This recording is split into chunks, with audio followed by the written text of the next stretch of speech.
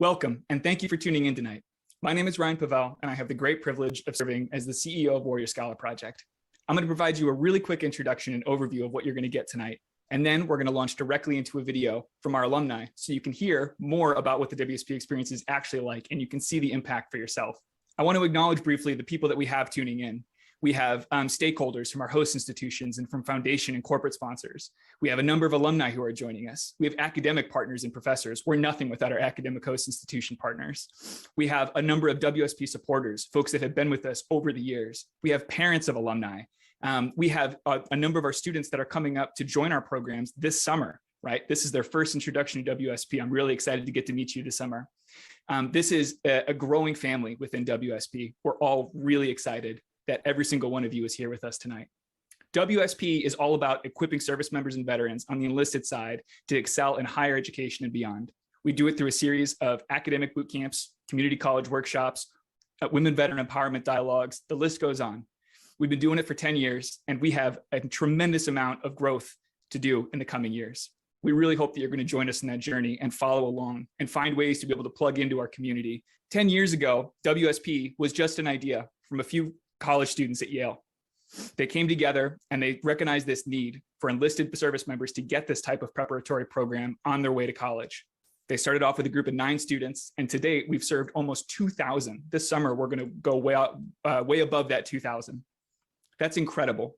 We started with 1 campus partner, and now we have 24 throughout the country, incredible institutions that are really dedicated to empowering and serving the enlisted veteran community.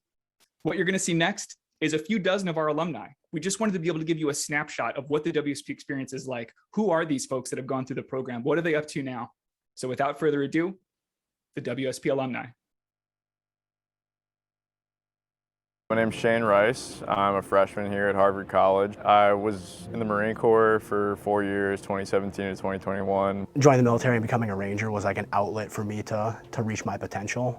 The thing that got me to start pursuing academics was I wanted to know who I was outside of Marcus the Ranger or Marcus this Army soldier. I think the same mentality that took me to getting to Ranger Regiment of I want to see how far I can go or what I can do led me to being I want to see how far I can go and what I can do in academia. I want to see how far I can push this. I was getting ready for interviews and for applications to university, and when I found out that I got accepted to Harvard, I realized I might be in over my head, so I should try to look for resources to help transition into academia. Warrior Scholar Project is the skill bridge between military service and skills and attending a top-tier university. Within 48 hours of getting my DD-214, I showed up at University of Michigan for my WSP Humanities cohort. You're going from an organization with one mission, which is the military's mission, and we all know what that is, and you're going to another institution with a very different mission. WSP definitely prepared me a lot more to step into that, so it wasn't as abrupt as it would have been if I just showed up. When I was in 8th grade, my entire county lost accreditation for about 3 years, which means diplomas don't mean anything, none of it meant anything, so I didn't take school seriously. I thought it was a joke. WSP, it helped me manage like how to balance out my class schedule better, how to manage my time better, how to study better. And my very first semester after WSP, straight A's. Very first time in my life. I told my dad to put it on the fridge. It was pretty cool. So I didn't know how to apply to school. I didn't take like SATs, didn't know how to write an essay properly. And so I reached out to some people who I knew were in colleges, and every single one of them, like all of them recommended just go to WSP. I think veterans should attend WSP because transitions are hard. When each of the veterans made their initial transition from civilian to veterans, we all went through boot camp together. It wasn't an individual feat. And so when making that same transition from a veteran to a student, in fact, that first step being with fellow student veterans, I think it really helps set yourself up for success. For WSP, it wasn't necessarily the content that really helps you out, it's the confidence that it builds over the week or 2 weeks that you're there. WSP kind of gave me the confidence that I needed. I was overconfident. I was really ready to go. WSP gave me confidence. Confidence. Confidence. confidence. It helps me to gain confidence, and without that confidence, I would not be where I am today. WSP is empowering. Empowering. Empowerment. Inspiring. It's crucial. Intense. Necessary. Foundational. Success. Warrior Scholar Project is transformative. Transformative. Challenging and impactful. It really reveals how large the student veteran community is. I would describe Warrior Scholar as a philosophical shift. Warrior Scholar Project is life-changing. Life-changing. Life-changing. It was life-changing for me. Warrior Scholar, in one word, is community. Community. You just meet great people. It was kind of this all-encompassing support network. And the biggest thing that WSP changed for me was it gave me the confidence in my own abilities to succeed in school, as well as it taught me how to write an essay, how to study properly, all these little tools and things that I can use to, once I got to school, I still use them all the time. WSP mattered to me because it gave me an opportunity. The military has tried to do what WSP is doing a few ways, and they haven't come close. Discovering resources, applying, gaining admission, and then being successful once they're there. There is no organization out there that is providing the service that they're providing to enlisted veterans interested in going to college. I think the Warrior Scholar Project is really important. They really helped me personally, and I think just socially it provides you with a great network. The reason that I think WSP is so important is that there's so many veterans in active duty who just as I did, don't think that they could make it in college. They don't think they could cut it. They don't think that they'd be able to succeed in that kind of environment. The military doesn't really set you up very well to succeed even if you do go to college.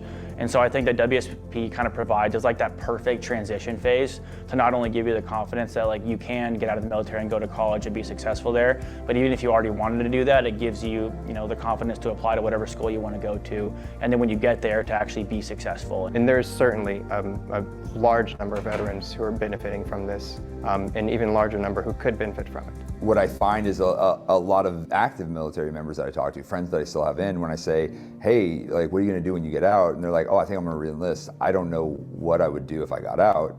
You can do anything. You can, you just don't see it. You don't see that when you're in. One thing that I think will never be a bad thing is helping veterans achieve their goals. We make movies about it all the time of people doing extraordinary things on the battlefield. Imagine that kind of person now pursuing that with their own life, right? That kind of drive, you can't teach that. You can't teach someone to be motivated to do well in life, and veterans have that in spades. They just don't have the resources. Thank you, and your money is genuinely life-changing for a lot of us veterans. Your contributions are making a unique and lasting impact. Thank you for supporting WSP and changing the lives of veterans for the better.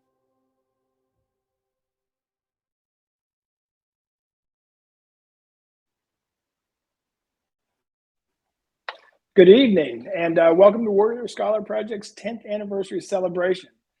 Tonight's event is in honor and celebration of longtime Warrior Scholar Project supporter, the late Arne Sorenson, and our amazing alumni, our future alumni, and all the generous supporters who make what we do possible. My name is Robert Haywood. I'm the Chief of Staff at Warrior Scholar Project, and I'm truly honored to be here tonight with all of you.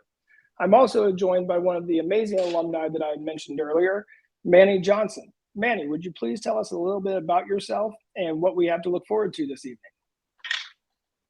Absolutely, Rip, and thank you for the warm introduction. Great evening, everyone, and thank you for joining us, or in person or joining us virtually. It truly means a lot. A little bit about myself, just a few seconds. I actually had the privilege to attend one of Warrior Scholar Project humanities cohorts at Cornell almost 3 years ago in 2019. It definitely did change my life. More to follow on that in the next intermission. But I want to first start off by saying what an honor and privilege it is to be co-hosting this special event in honor of Mr. Arne Sorenson, who gave so much, as well as the donors that are joining us this evening. I think Mr. Sorenson's legacy, without a doubt, who gave so much to this organization, really speaks volumes to what Warrior Scholar Project is and the lives of service members and veterans it has changed. That previous video was a testament to that. We now have a video about Arne Sorenson, about his legacy, and just want to take another moment to thank all of you for making this possible, for joining us this special evening. We will see you later this evening. Thank you.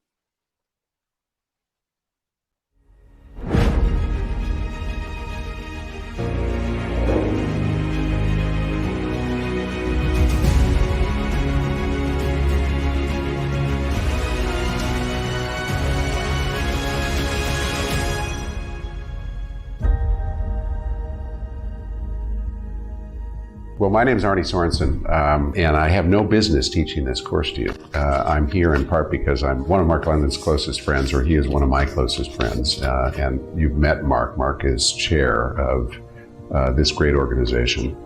And I've borrowed a little bit of his passion for what Warrior Scholar Project is doing.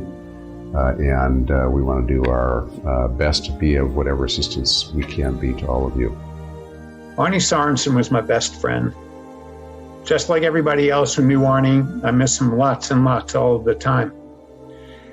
As my best friend, he was always keenly interested in whatever I was doing. And in 2013, I joined the board of WSP. Arne heard about it and he said, I want in too. So every summer, he spoke to the WSP students at Georgetown on the courses that we taught on the Declaration of Independence and the Constitution, and the chemistry between civilian society and the military. Arne was a great businessman, as you probably know if you followed the spectacular growth of Marriott under his leadership. But he actually may have been an even better teacher. The first time I met Arne Sorenson was in Georgetown, the summer of 2017, Warrior Scholar Project Humanities Week, and my life was changed. He walks in, he's a sort of a quiet guy, shakes Mark's hand. Mark London does all the talking. He's really excited. He's waving his hands. He's so happy that Arne's here. And he's like, you're going to love talking to Arne. Within 5 minutes of him talking and being there, all of a sudden I realize I'm sitting a little bit more forward in my chair. I'm engaged with what he's saying. He's got you hook, line, and sinker. And I really remember Arne, when he was giving his lectures, would really focus on not staying at the high level surface. He would always try to go a little bit deeper, a little bit further into what you were thinking, to get people to really engage with what's going on. Open question to all of you. What did you take away from these readings? In the world we live in today, what does equality and liberty mean societally? There's zero chance that you all agree about this issue, because any other group of people does not agree about this issue. Is that right? Anybody want to take a shot at that? Just how you would bring things out of people and make them feel comfortable, but make them want to challenge themselves. Anybody knew Arne knew this about him. He was much more interested in what you had to say to him than what he had to say to you.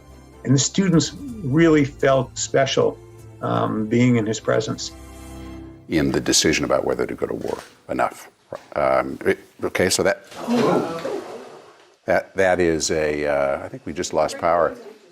Georgetown 2019 is the one lecture that I attended, and he was there with us. I remember we were in the classroom and the fire alarm went off. We can keep going. So if you put that. We were all very excited because this was going to be the highlight of the week, bridging the civilian and military kind of divide. And Arne, historically, he had always done amazing at these and everyone loved them. We're going to go, let's go straight out there and see if we can't keep talking. We all kind of got up and stepped outside, and he continued teaching outside in the courtyard. And then it was time for us to go back inside into the classroom. So we did. That is unquestionable. I keep going back to, and you just brought back up Tammy Duckworth's article. It was just like a crazy coincidence that we got 2 fire alarms. I remember his smile the most. Throughout the entire time that he was there, he was smiling. It didn't seem to faze him. He kind of picked up the conversation right where he left off, answered questions. I mean, just going along with it, adapting and overcoming. He just went with the flow, and it was really great. No one ever missed a beat. It was as if everyone appreciated how precious this time was with him. And frankly, it was the other way around. This was time that was so precious to him. Nice to see you. Thanks a lot. Yeah, thank you. Appreciate it. Thank you so much. Great to have some time with you guys. One of the students came up to me afterwards and he said, Mr. London, do you know that he has pancreatic cancer? They had done, background research. Of course I knew that. And then he said, and this is how he decided to spend his day with us? I said, this is what he wanted more than anything today. And he said, I love that man. You can lead even among peers if you're listening to them, respecting them, learning. And so the thing I would say is don't ever forget the substance. Don't ever stop learning. By the summer of 2020, the illness had taken its toll, and all of the WSP campuses were virtual because of the pandemic. But Arne couldn't attend Georgetown because he was undergoing medical treatment that week. But he absolutely refused to let the summer go without a course. He said, you got to find me a course. So we found a course at the University of Chicago. We found the opening there, and he taught that the last summer. It was my first summer as a fellow. I was very excited. And of course, because of the pandemic, everything had to be remote. The WSP team did an incredible job of creating this virtual classroom setting where you got to feel like you were on campus in an actual academic environment virtually. And I just remember everyone being blown away. I'm looking at Arne through a camera, and he was very present with us. It was as if nothing outside of our Zoom meeting took precedence over our thoughts, our opinions, our insights, our desire to learn, our curiosity for self-improvement and higher education. We wanted to come up with a way to honor Arne's legacy. And so we decided to initiate the Arne Sorenson Seminar Series. Our goal is to provide a platform for business leaders and military government officials to lead discussions on materials the way Arne did. Materials related to our humanities curriculum, focusing on the foundations of democracy, its evolution, and the importance of its preservation. And we're hoping that other men and women will appreciate what it is that we're doing the way he did, and will come into that classroom with that same enthusiasm and the same humility, and be as great teachers as he was to our students. As you explore the academic world and the next phases of your careers, you've got extraordinary experience that you've already pulled together, and it's going to take you a long, long way. Thank you for your service. Best of luck to all of you. You're going to do great.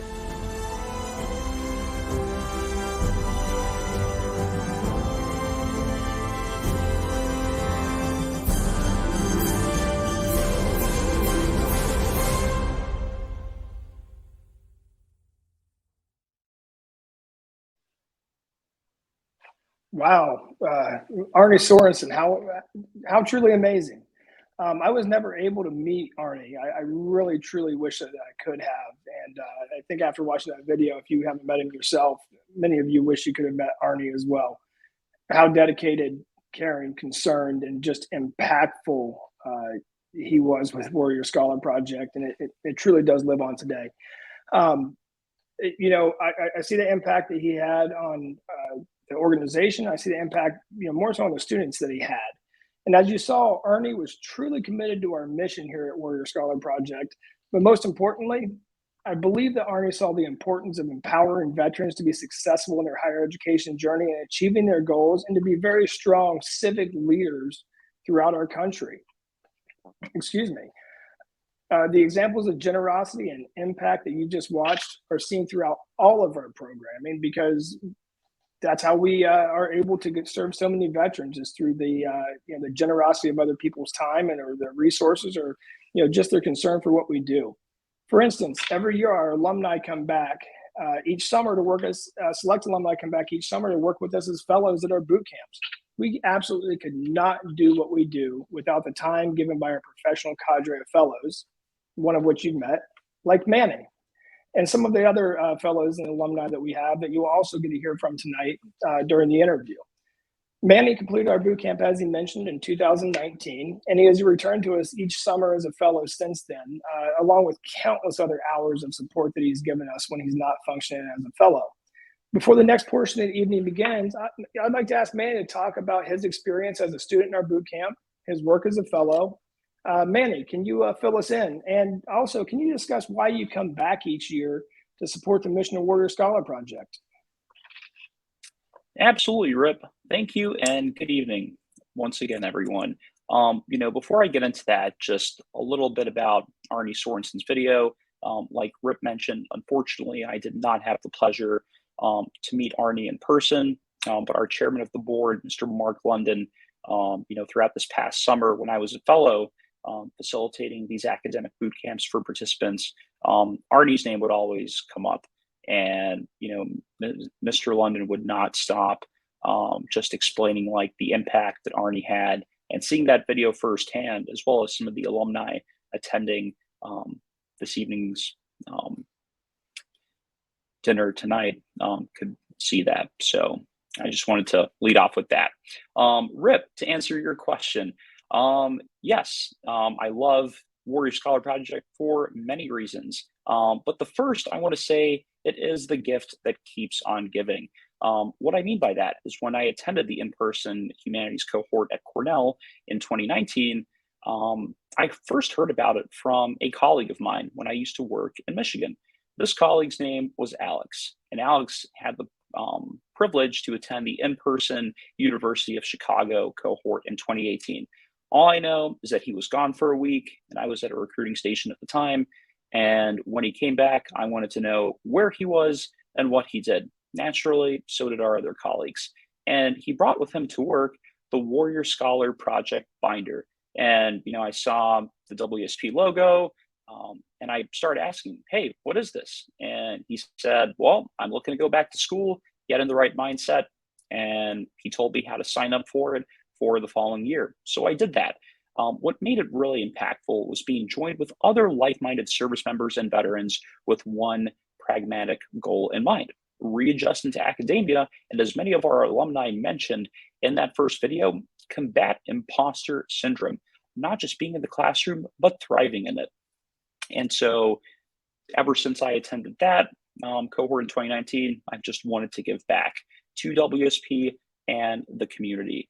What I saw in the WSP staff as a participant were leaders that were extrinsically and intrinsically motivated, that brought out the best in me, which is what I aspire to do as a fellow, and then the time I'm not fulfilling other commitments, and that's to give back. Because I know what I felt, and if I can, project that to other participants, then I think I'm doing a good job. Paying it forward is why I keep coming back to the Warrior Scholar Project. Okay, and so helping inform participants and dispel any rumors and misconceptions they have about adjusting in the classroom. Thanks to WSP, I've completed my undergraduate, master's degree, and currently working on a terminal degree in communications. I will say for everyone attending this evening, this is actually the last you're going to see of Rip and myself. Hopefully we were able to shed some light and some good information and hosting with all of you this evening. Now, we have the main event with Mr. David Rubenstein interviewing our fellows, and our very own CEO, Mr. Ryan Pavel, will have some closing comments towards the end of the evening. Once again, everyone, thank you for joining us this evening, and let's continue with Mr. David Rubenstein. For a short 3 hours, 3.5 hours. I don't know where Mike Lampolson is, but that's a stolen joke from Sergeant Major Lampolson. For all the things that Mark said about me, just know that I'm so unfamiliar with events like this that I forgot to wear a belt tonight, so I don't have it together. If any of you are feeling like you're a fish out of water, I'm right there with you. So what can I say? So very quickly, right? The group of people that we have here, right? Those of you that have been part of WSP for some time, right? Part of the WSP family know that there's something that's quite unique about the event that we have going on tonight, right? In the sense that we have never before collected a group of people, this large of a group of people, to be able to celebrate an anniversary like this for WSP, right? So this is something that's really special. And there's a whole bunch of people that make that type of thing happen. And so my job, right, is to very briefly to be able to share a bit about those people, and then also to share a bit more about what WSP does. And then I'm going to tee up a video that's featuring Arne Sorenson, which is an enormous task given his contributions to WSP and given the man that he was. So there are, first of all, a few folks that have very generously contributed to be able to support WSP for the next decade, right? The folks at the leader tables, right? Deanie and Frank Brosens, the Gray Foundation, Maria and David Patterson, Nina and Mike Patterson, Sagewind Capital. That's right. Yes. Woos for all. Woos for all. Incredible support, right? Incredible support for us to be able to continue what we do and mint more alumni like the folks that you have all been speaking with. And those at the benefactor level, Bank of America, Julia and Michael Daly, Indra and Raj Nui, Daniel Fitzgerald and Mark London, David Solomon and Morgan Stanley. This is it. I can't even believe that I'm able to read that list, right, of folks that are supporting Warrior Scholar Project. So thank you truly for everything that you're doing to be able to support us and to be able to make sure that we can continue doing this for the next 10 years and then some. Also, as you can imagine, for anybody who has experience with these types of events, there are a few folks that it takes to put something like this on. So Gina, who I have strongly encouraged that it's okay to go and have Maker's Mark, right? Now I'm saying it from the stage, Gina. So, you know, now there's 200 people holding you accountable to it. Right, but who has worked tirelessly to be able to bring people together. Also Arjang, who has not sat down, I think, since he got here in the back. So thank you, Arjang, our development associate, and Gina, our director of development, for everything that they've done. Whitney and Patrick, who have put together that incredible video that you saw a few minutes ago featuring all of our alumni. They are folks on the comm side, deeply indebted for everything that they do. Rip and Lil, who are managing our virtual event right now. Jeremy, Cassie, Derek, Lisa, Mike, all of these folks, right? These are the folks that are working around the clock to be able to make not only this event happen, but also WSP happen. And I hope by now you have a sense of what that actually means. Right? My original charge in this little bit here was to talk about what WSP does, right?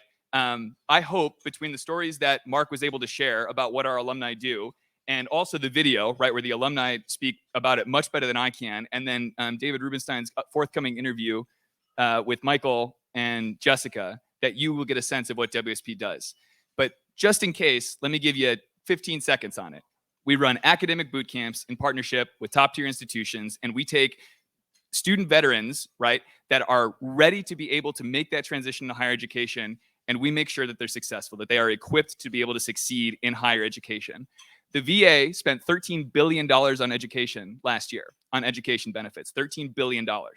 So when you think about what WSP does, we are making sure that these service members and veterans have the ability to be able to leverage those incredible benefits that they have worked to earn. Our name, Warrior Scholar Project, actually, I struggled with it for a long period of time. Those of you that were at the breakfast a couple of years ago in 2019, 3 years ago, time flies, heard me talk about the ethos, right? Briefly, what I said then was that when you go through boot camp, no matter what your job is going to be, boot camp is about instilling the ethos of a warrior.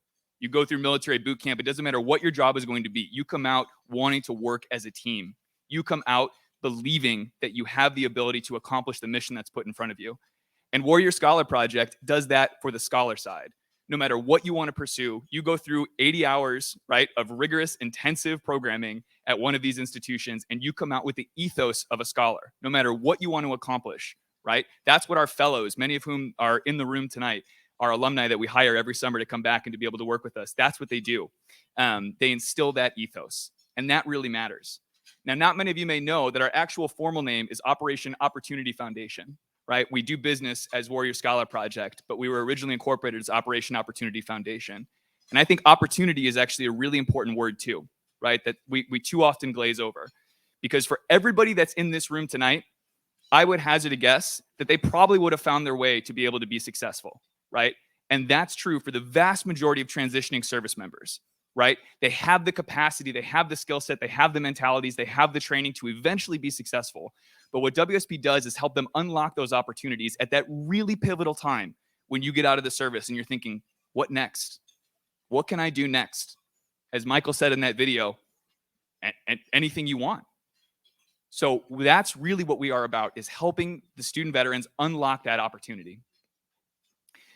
The next video that you're going to see is some footage of Arne Sorenson teaching in the classroom. This is something where we wanted to be able to show you a few of his actual contributions of what that looked like, right? Rather than just us speak about it. And some of this footage, I think, is a remarkable display of what we talk about, the value of carrying on the legacy of somebody who had those aspects of humble leadership, right, and servant leadership, and was really able to actually bring that, take time out of whatever was on his schedule to be able to meet with students and cared about that, right? We didn't have to ask him to be able to schedule that time on his calendar, right? He would reach out to us to be able to schedule that time so that he could meet with our students every single summer. And so I really, for those of you that have had an opportunity to meet Arne, I think that you will see a lot of those qualities in this video. For those of you that haven't had the opportunity to meet him or didn't have the opportunity to meet him, I hope that this gives some semblance of the man that he was and the leader that he was for WSP and beyond. So please go ahead and roll the video.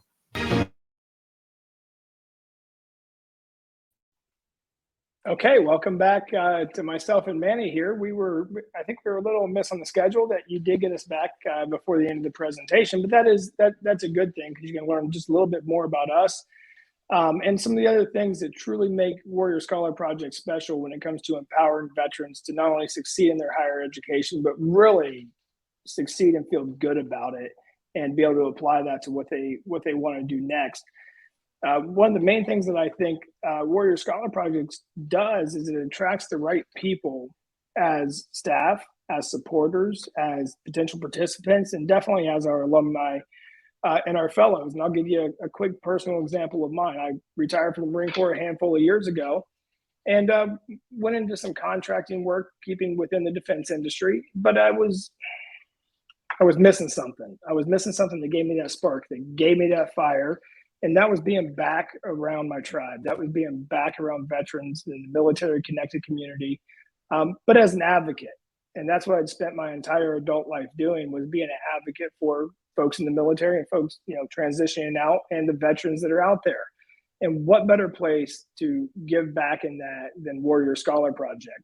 And since I've been here, I've had many opportunities to really pursue my passion, and for that I'm ever thankful. And if I can be part of that and giving to the folks that are coming through as our students and our alumni and helping them achieve their goals in higher education and beyond, I'm in the right place. Not just because that's good for me, but because that is who I'm surrounded with, whether it be on the central staff, whether it be the faculty that volunteer their time during our boot camps in the summer to run boot camps all across the nation. They come into us to volunteer, and that's important because they believe in the veterans sitting in that classroom, not just in their ability to get a top tier education or go to the college of their choosing, but they believe in their ability to really be leaders in the future. They are now, but to continue to move on and be civic leaders in the future. That's a powerful place. That's what Warrior Scholar Project in large part does and is, and we continue along with our alumni with sustained support to that higher education and beyond portion of it.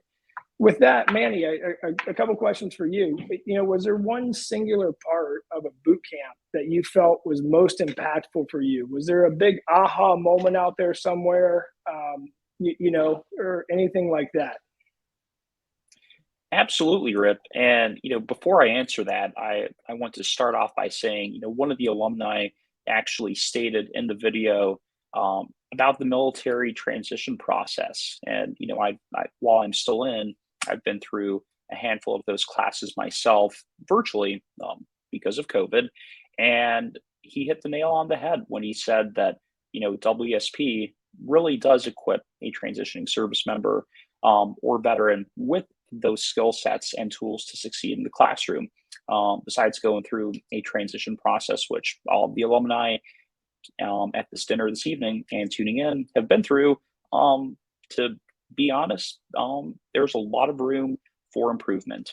Sure, it's mandated by our elected officials that we have to go through a handful of classes, but what makes Warrior Scholar Project what it is, it's the authenticity and vulnerability that's demonstrated from day one for participants attending. That, to me, was probably the biggest takeaway besides the study skills, the time management, the face-to-face interaction with faculty and administrators from top tier universities, it's phenomenal. And no other organization can do that. That's what makes Warrior Scholar Project, what it is. And to me, just stepping on Cornell in 2019, I was actually the last participant, had some travel issues getting there. And, like stepping with the rest of the group they were actually doing the campus tour. I didn't feel out of place. And, that was a big, worry of mine. It's like, where do I fit in? Here I am, the last straggler showing up late. Am I going to be judged? Am I going to be, looked at different? And, like looking back, no, it definitely wasn't a big deal. But that's exactly what was running through my mind when I got there. And the WSP central staff that was there, welcomed me with open arms. The other participants did. And it's like, you are part of a team. And moreover, a pretty tight-knit and close family. The other participants that were there, they're all there for the same reason. It's to ascertain knowledge, do well, and go thrive on, their next mission. As another alumni put it in the video, you're not going to be in the military forever. And Rip, you touched on that, having retired a few years ago, and getting in to advocacy, which it's another big reason I'm here still with WSP. But yeah, just the family atmosphere, that camaraderie. Many folks and friends of mine miss when they transition out of the military, and WSP can certainly fulfill that, even though they are 1 week or 2 week humanity, business, or STEM boot camps. I personally went through the humanities one, and super impactful. If I could choose another part that really stuck out to me, it was one of the writing instructors, and her name was Dr. Valeria Danny. I believe still is at Cornell, and just hearing her background, her story. I'd written essays in the military before, but nothing to the point where I saw red ink almost everywhere on the first draft I turned in.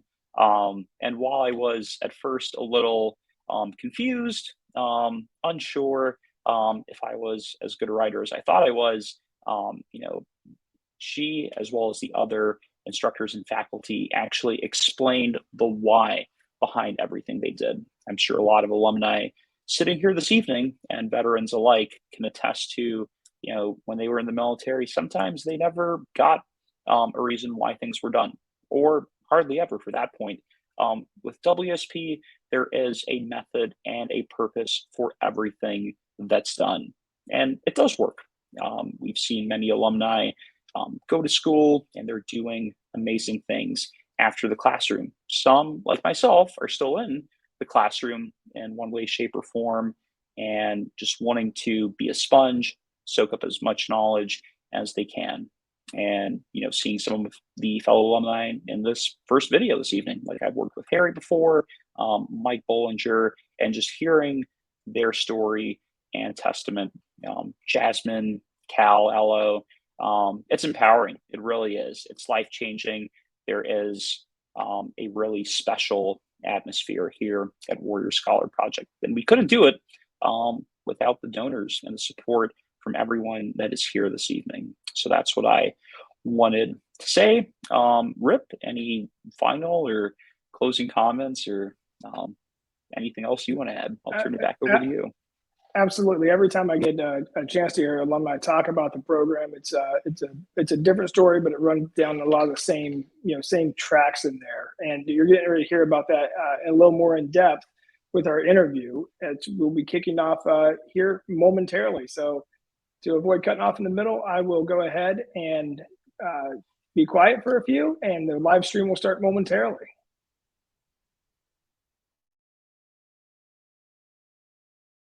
The success to the incredible team that we have that makes this type of thing happen. We were really blessed to be able to have him on our board for all of those years. That Sorenson seminar series, as Mark indicated, the very first person who answered the call for that, admittedly a bit too quickly, right, was David Rubenstein, right, before watching the video. I'm very briefly just going to introduce David Rubenstein, who really, for everybody in this room, I think needs no introduction. In his most recent book, The American Experiment, David talks about the DNA of the country, the genes of the country, right? And I would offer that for a lot of you, right, the experience that you're going to get in hearing David, world-class interviewer, talk to Michael and talk to Jessica, right, that these are the people in America that are making this country what it is, right, that give us hope for what's to come. And these are the sort of people that we want to be in every aspect of leadership in our country. So I am incredibly, it's my honor to be able to welcome David Rubenstein to share a few words and then to interview Mike and Jessica. So thank you.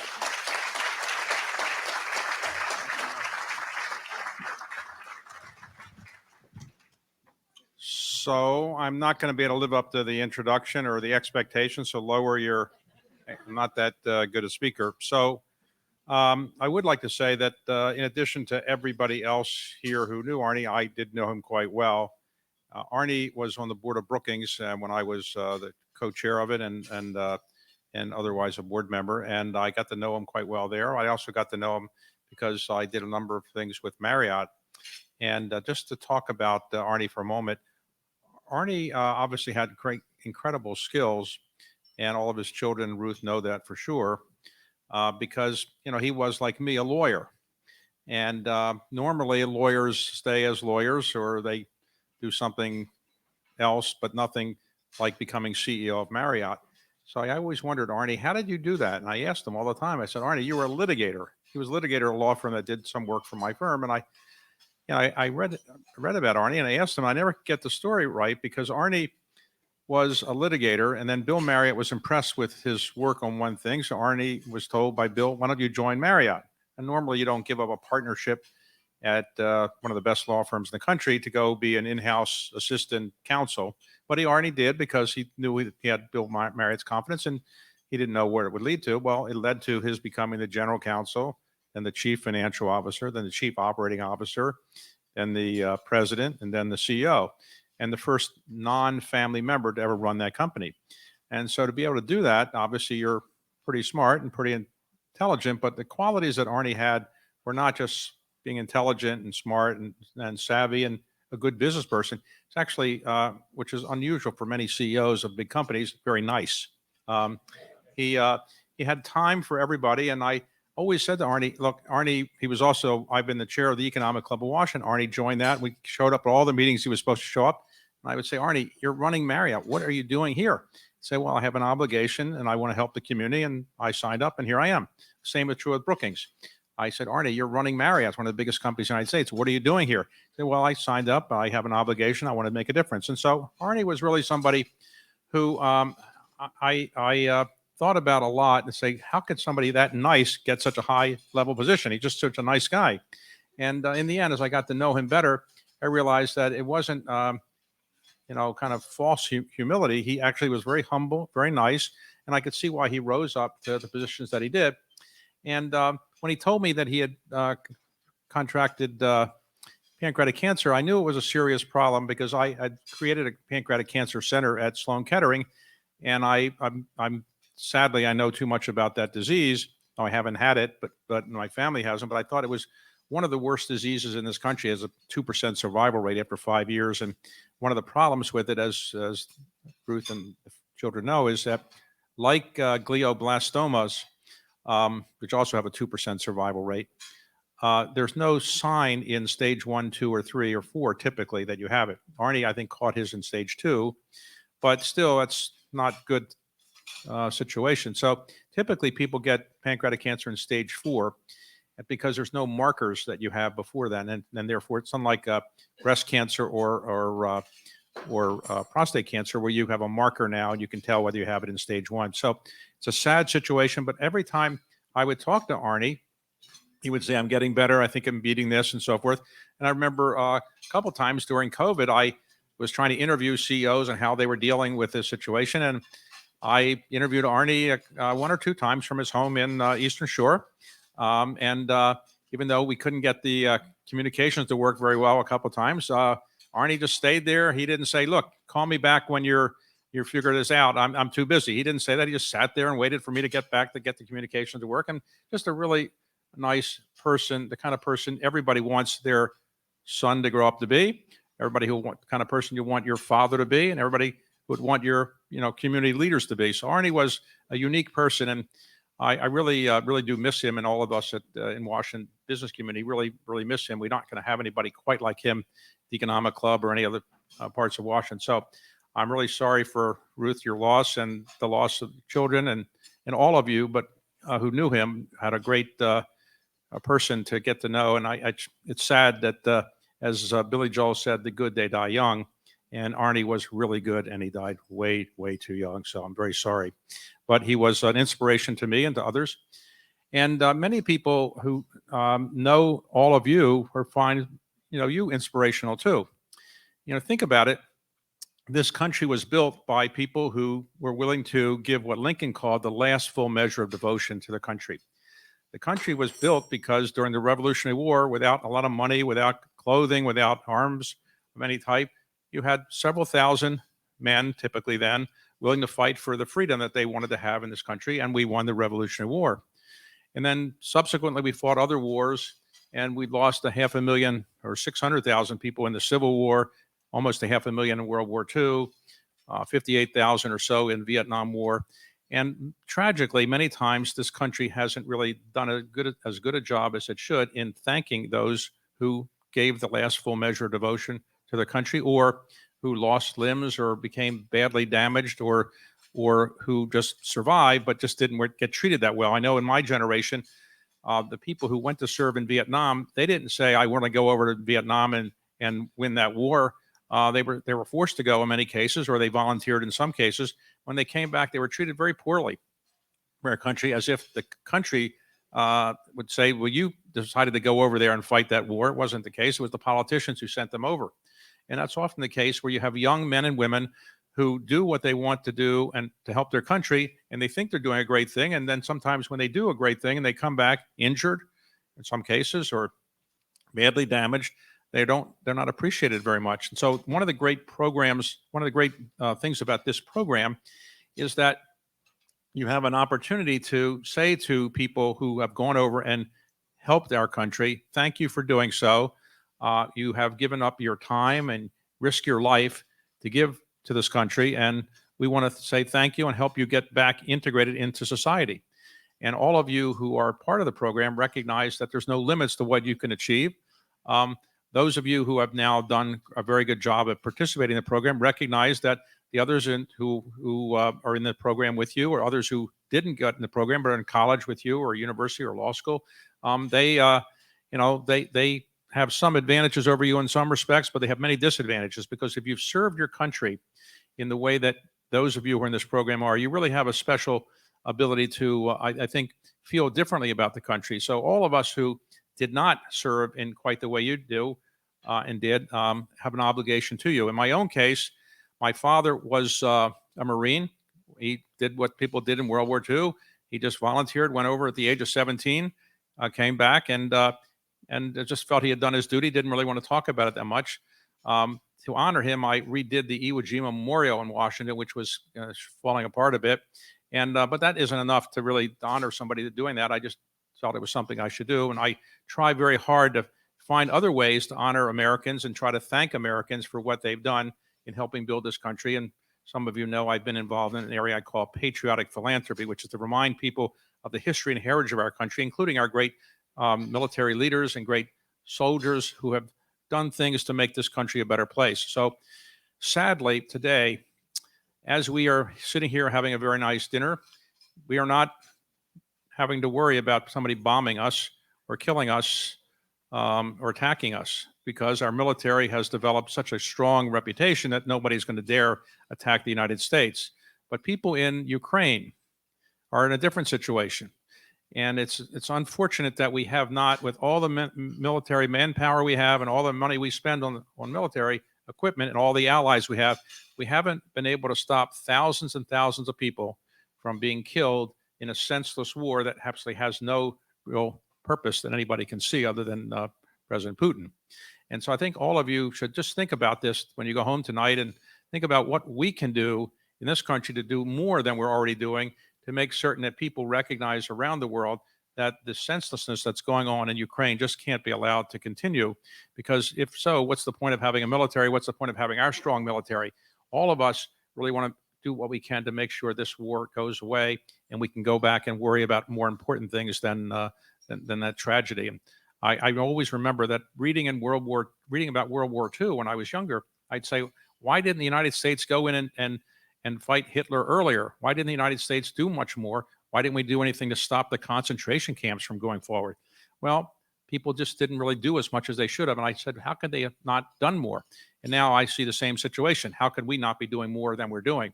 There are no easy answers, I know, but I do hope that all of you will think about how fortunate you are to have lived in a country which has a strong military, be served by people like the men and women who have served in our country, and how fortunate we are to not have to worry about bombs being dropped in our head or our children being killed or having all our possessions taken away. So what I'd like to do is to honor two of the recipients of this program and participants of the program, Jessica Nelson and Michael Bollinger. If they would come up, I'd like to just interview them briefly.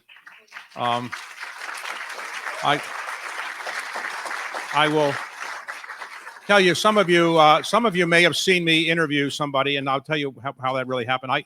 I'm not a professional interviewer, though people now think I am, but I basically, the club that I mentioned earlier, I became the president of the Economic Club of Washington, and the business people I brought in to speak were boring and terrible, so I decided I would just start interviewing them, and then somebody saw it and they put me on TV, and now most people in the world that I run into think I'm a full-time TV interviewer.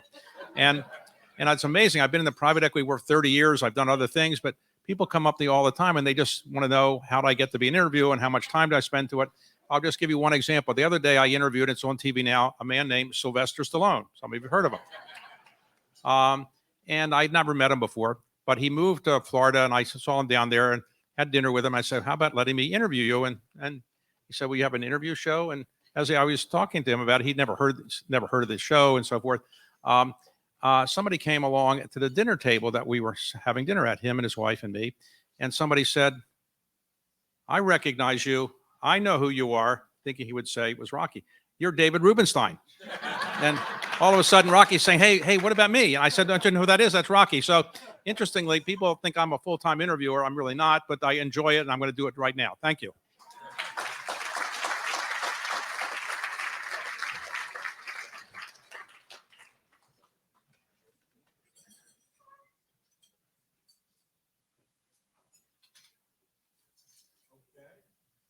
Hey, anybody hear me? Okay. So you were first in your class in high school, right? No. No. Well, you didn't try very hard, right? Almost last, yeah. Right. So did you think you were going to go to fancy colleges or something? To be honest, I didn't think any college would take. Really?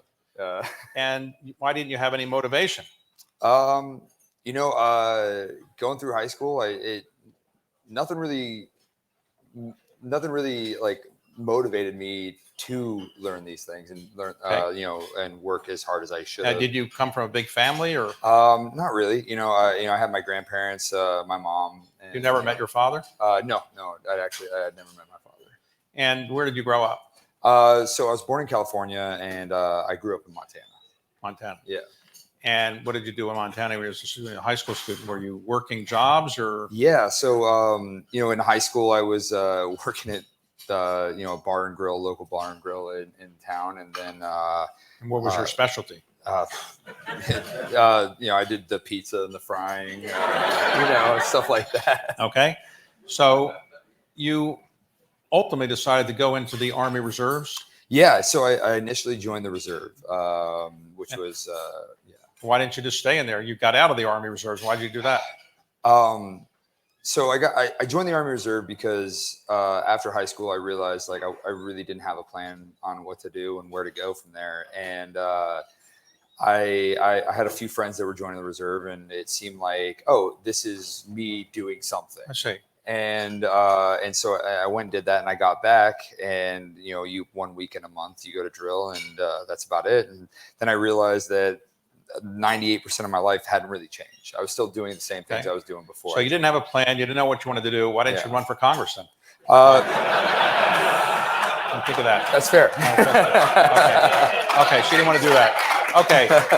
So, all right. So you go into the regular Army, right? Yeah. And you say, I want to make sure I'm in a safe position so I can't get shot. Is that what you said? No. You didn't say that. No, I did not. Can you ask for a safe job? No, I didn't want to. I decided that I like doing Army things, and if I was going to, I really wanted to see how far I could push myself. I wanted to see. And so where did you get sent?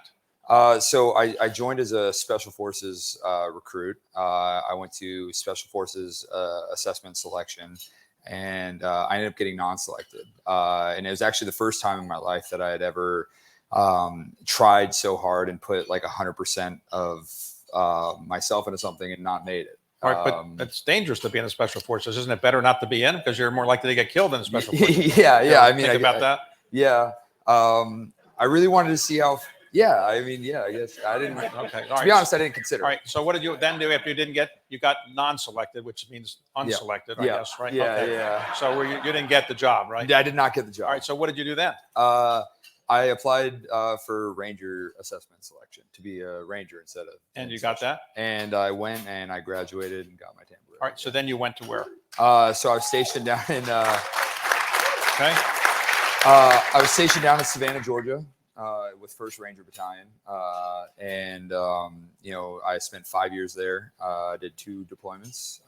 And where were you deployed? I was my first deployment I was in Afghanistan, and the second one I was in Syria. In where? Syria. Those are pretty safe places. Was anything going on there then? Or? Yeah. They tell you that you join the military, you'll see the world, but it turns out like you just see the places that no one else is going. Right. All right. So hold on a second. Now, Jessica, where did you grow up? I grew up in Seabrook, Texas. Okay. And what were you interested in? Television. Television. Okay. Did you want to be a TV star, Oprah, or something like that, or? I wanted to work for NASA and lay in a bed Okay. because they test you to see if you can lay in a bed all day and still walk at the end of the day. So, well, I know a lot of people like that, but so what did your family say? They said you get out of bed and get a job or something, or? Pretty much, yes. Yeah. And what did you say? I said, I am going to get a job. I'm going to go work for NASA. Okay. And did you do that? I did not. Okay. Okay. And then you decided, let me see if I got it right. You went into the Marines? Marine Corps. Yes, sir. Okay. And Marine Corps, as I mentioned, my father was in Marines. It's not the easiest thing in the world. Why didn't you go into the Coast Guard or something easier? Have you thought about that? Isn't that easier? I thought it was easier. As you can hear from the room, I wanted to do the most popular decision, the biggest, baddest branch. You went to Parris Island? I went to Parris Island. And is that overrated or is it really easy? It was really easy. Easy. So do they yell at you or you go in there? They actually speak pretty softly to you. Oh, really? And, they don't yell? It's kind force. So what did your family say when you told them you were going to be in Marines in Parris Island? They weren't too happy. My dad was in the Army. He said he didn't want me to be a jarhead. My mom wanted me to go to college. Okay, so what did you do when you got through Parris Island? I became a geospatial analyst, so I was Google Maps for the Marine Corps. Now, what does that spatial analyst actually do? We make maps and create like route analysis for the troops. So like you go on Google Maps and then, is that what you do? We create Google Maps basically. So your job is to say, here is a map to a soldier. Here's a person you go see. Here's where you can go visit. Here's the map. Is that what you do? Yes, sir. And it's like a triptych. You give them a little picture where they're supposed to go and everything? Basically, yes, sir. And if you make a mistake, what happens? People can die. Oh, wow. So where were you stationed? Stationed in Japan, Korea, the Middle East, and California. And in the Middle East, was there combat going on there then? It was a little bit of combat, but the war was kind of dying down at that point. Okay. And so how many years were you in? I was in it for about 6 years. And then why did you decide to get out? I wanted to help people. So I started volunteering a lot in the military. And I realized that I wanted to help people in a different way, a more direct way, I felt. And that's why I got out. I tried to go back to school when I got out. Okay. And you had gone originally to where, Texas A&M? Yes. But you didn't graduate? I did not. Okay. Did you want to graduate or you just didn't think you liked it that much? A little bit of both. Okay. All right, so let's go back to you, Michael. So you were injured in war, is that right? You got a Purple Heart? Yeah. And how do you get a Purple Heart? What do you have to do? How much injury do you have to have? To be honest, kind of any amount of injury, as long Anytime. as long as you're overseas and it's Okay. yeah. All right. So after you got that, you said, I want to go back to school and actually do a different job than I did before. Yeah, it was kind of an inflection point for me. That had happened, and I realized that I kind of checked all the boxes that I wanted to in the military. Okay. So you got out. Yeah. And how'd you get connected to, you're at Columbia University? Yes, I am. Yes. And so what are you studying there? I'm studying computer science. And you're a better student now than you were before? Light years better than I ever was. So you're going to graduate summa cum laude or something like that? Hopefully, yeah. Okay. Hopefully, And then what are you going to do? I'd like to be a software engineer. Honestly, I'd like to work for kind of a larger organization, stuff like for a while. But I really want to get into a startup. It's something. And have you thought of a more important area of like private equity? No, you don't want to do that? It's on my short list, but okay, yeah. It's good. It's a good job. Okay. So when you got out of the military, you decided you want to go to Smith? Yes, sir. And how'd you pick Smith? It's a good school, but plenty of schools. How'd you pick Smith? I worked with an organization called Service to School. I'd actually never heard of Smith. They told me to look at it, and I said, "Oh, cool! This sounds like a cool place." They paid me to go visit, Right. And I went to visit. It? I did. I found out it was a women's college when I visited. I was like, "Why are there only women here?" So, all right, that's what they have at women's colleges. Yes. Didn't you think it was a boring name, Smith? Nothing exciting about that? I did. Nobody had ever heard of it down south. They were like, "Where are you going?" Right. So you graduated. I did graduate. And how did you do as a student? I did really well. So. Okay. And what did you major in? I majored in psychology and community engagement. Well, one of my daughters majored in psychology. I still can't figure out what she actually studied, but okay. So it was useful, though, right? Yes, sir. And now you're at University of Michigan Law School? Yes, sir. And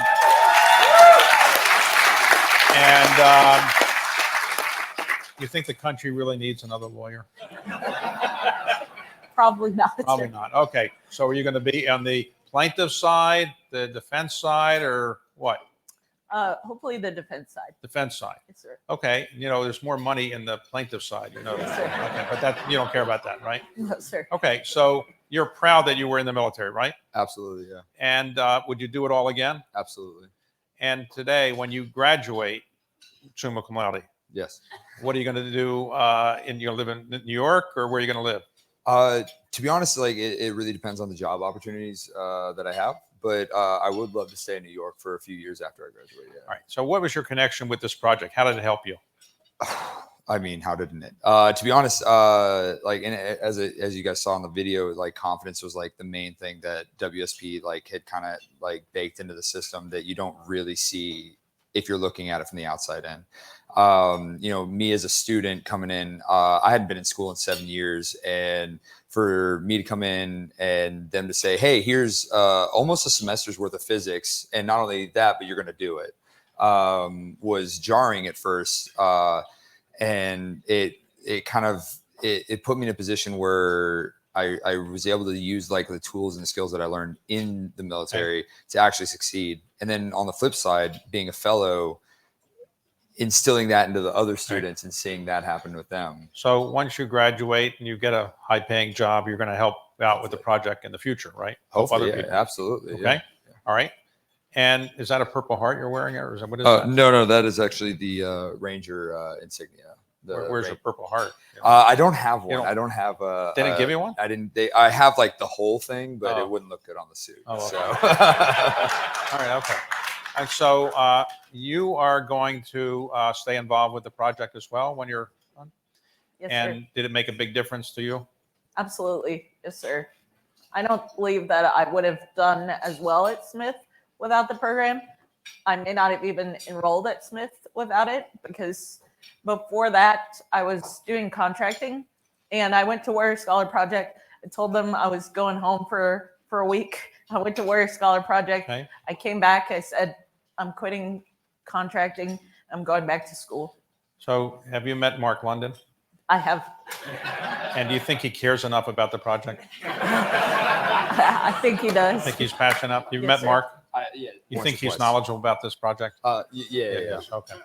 So if you could just, as we close, what words of advice would you have to somebody in your situation when you were in high school? What would you say you wish you had done differently, and what are you glad you did when you got out of the military?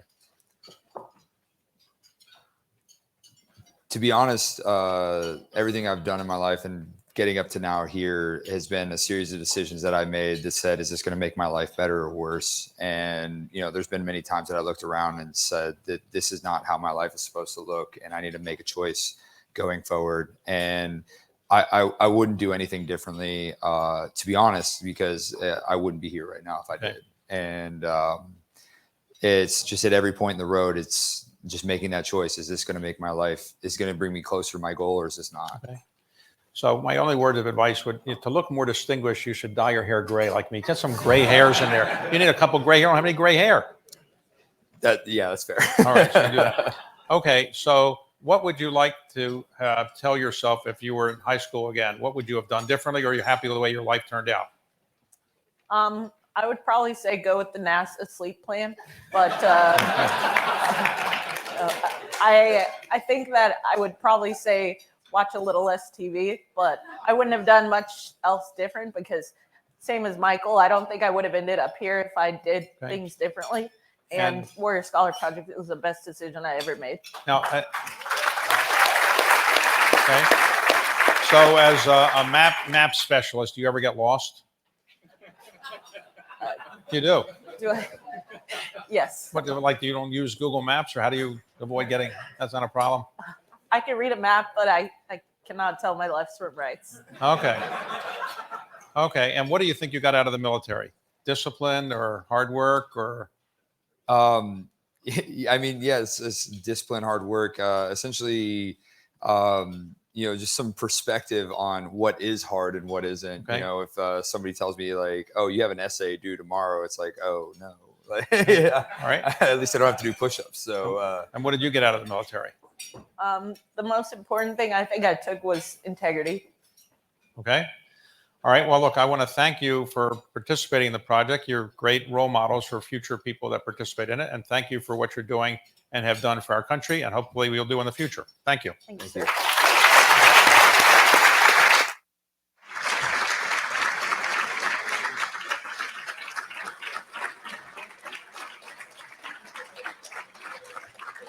David, if you don't mind staying on stage for just 1 minute on this, I wanted to say as we move towards the close here. So thank you very much for that. Thank you, Michael and Jessica as well.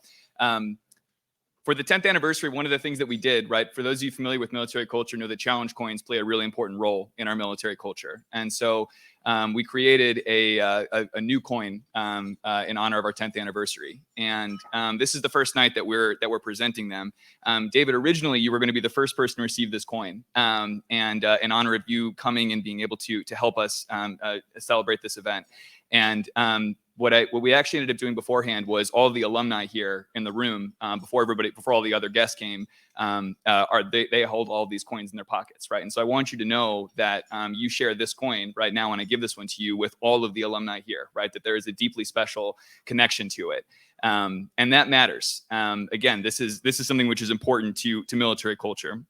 Our slogan used to be from the battlefield to the classroom. And what we realized was that as the wars have changed and as our country has changed, many folks that have served, right, that come through our programs don't necessarily have that battlefield experience, right? And they are still just as much veterans, right?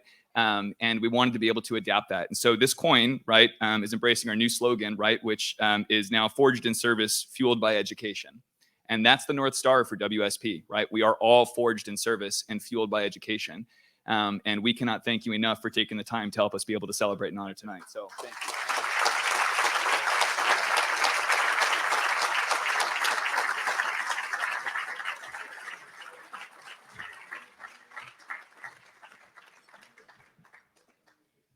All right. So there is somebody in WSP, and he is known as Facebook Live Derek O'Geist. He's standing right here next to me. So Derek and I talked about rehearsing something for tonight, and I thought, you know what? This guy is better on his feet live than anybody that I know, right? So he didn't know until this moment that he was coming up here. But you can't tell, right? He's not sweating, right? He's cool. He's collected. It looks like he's been preparing remarks for a long time. But the other thing that I know about Facebook Live Derek O'Geist is that it can, you know, once he gets going, right, it can go a little bit. So what I'm going to do, Derek, is as we wrap up the evening, right, from the perspective of another alum, right, Derek went through our program in 2019 in Harvard, came back to us after graduating from University of Miami, the proudest University of Miami alum on the face of the earth, by the way. I will say, there you go, Delia, the U. Yes, she's got you. But has also come back to work for us as one of these fellows, right? That somebody that has gone back to be able to pay it forward for his fellow student veterans, right? And now he works for us on our staff on his way to law school, right? You're hearing law school a lot tonight, right? That's kind of a running thing. A lot of our folks are interested in that area. But what I want Derek to be able to do is, from his perspective, from all of the hundreds of alumni that he's interacted with, that he's engaged with, that he's mentored, that he's counseled, what I want you to be able to do is, and I'm going to give you 2 minutes, right? Why is this something that people should be supporting? Go ahead, Derek. So 2 minutes. Okay. Thank you. You know, one of the most incredible things about our alumni is this notion that this new realm of academics is foreign to them, that they haven't accomplished anything, that their military service was something that was thrust upon them and kind of were pulled along, that they didn't feel that they really succeeded as a military service member, that they just did their job the best that they could and it was enough. But going to college, going to an Ivy League, going to your dream school as a kid, a school that you never thought you could ever be accepted to because you graduated high school with a 2.0 GPA. But then they come to Warrior Scholar Project and they see themselves as what's possible. They start recognizing, connecting their military experience, that thing that they kind of just did their one foot in front of the other, did what they were supposed to do. As I used to tell my soldiers, you want to be a successful soldier, do the 3 rights: right place, right time, right uniform. And they get this switch that goes off in their head. And they say, I can do this. And not only can I do this, I can excel at this. Because the military prepared me and showed me what's possible when I'm not alone. And Warrior Scholar Project is that new unit, that new community that can show me that I am not alone. So when I get a phone call in the middle of the night or an email early in the morning, I am thrilled and honored and privileged to be able to have my own experiences and experiences of many fellow alumni as well, and all of our supporters and mentors, to be able to tell these individuals that they have what it takes. And then being able to pool all these incredible resources, all these incredible individuals that have come together to be a part of this community, to pool all of this together to support them in achieving whatever that is that they're motivated to achieve, whatever that academic journey takes them, that they have the necessary resources, skills, support, encouragement, applause that they need to succeed. So tonight, I encourage you to contribute to this community, because we are going to pay it forward. We are going to succeed. We are going to achieve the things we want to achieve. But one thing that's different is that we are not selfish individuals. One of the Army values is selfless service. And the thing about values is that it doesn't leave once you take your uniform off. It's with you for the rest of your life. It's ingrained as a part of who you are. So these individuals here tonight that have gone through Warrior Scholar Project, that have served in the military, are selfless. And we are equipping them to take that into the fields of their study, into the boardrooms, into the laboratories, into the courtrooms. And but we're going to be taking that in there, and they're going to be fighting for what they believe is right. Thank you. How'd I do? Good, okay? Yeah. Thank you again so much for joining us tonight. I hope that you see now what I was talking about in that intro video. There's nobody that can showcase the impact of WSP like our alumni. I hope that you saw that a little bit in the dozens in that video that they did after I initially spoke. And I hope you also saw that from Michael Bollinger and from Jessica Nelson when David Rubenstein was interviewing them. This is the future of our country. These are the leaders.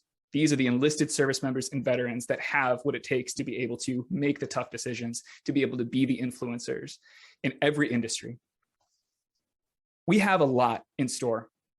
We hinted at that a little bit at a few different points in tonight, that the last decade, as phenomenal as it was, is only the beginning. 2,000 veterans that we've served is, frankly, a drop in the bucket. We need to be able to grow our services, and that's exactly what we're going to do. That means growing our boot camps. That means growing our partnerships. That means growing our workshops. That means growing our outreach. That means growing our marketing. That means growing our development. We have to be able to do all of these things because the need is great.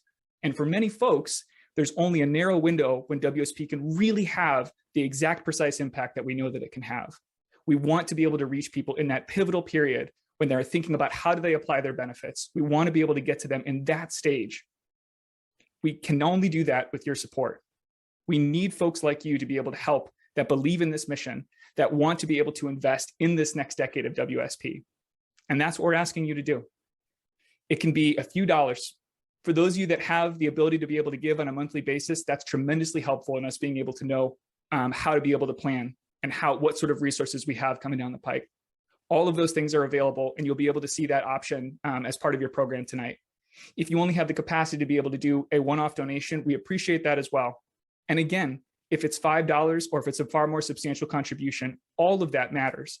And all of those funds are channeled directly back into these enlisted veterans. Like I said in the initial video, dollar for dollar, there is absolutely no program that can make an impact on the student veteran trajectory on the education side like WSP can. No program. This is the best place for you to be able to invest. And I sincerely hope that you will be able to join us in that. But even if you can't, I invite all of you, regardless of whether you've made a contribution or you're considering it, to come visit us, to again, see what this is like in person. Take us up on that offer. Take me up on that offer. Send us an email, talk to somebody in your network, go to our website. We want to be able to meet you. This is a community effort, and we want you to be part of the WSP family and the WSP community. Again, thank you for being here. Thank you to all of our supporters. Thank you to all of our talented alumni. Thank you to the incredible team that has made this event such a success. Have a great evening. To my beautiful wife who surprised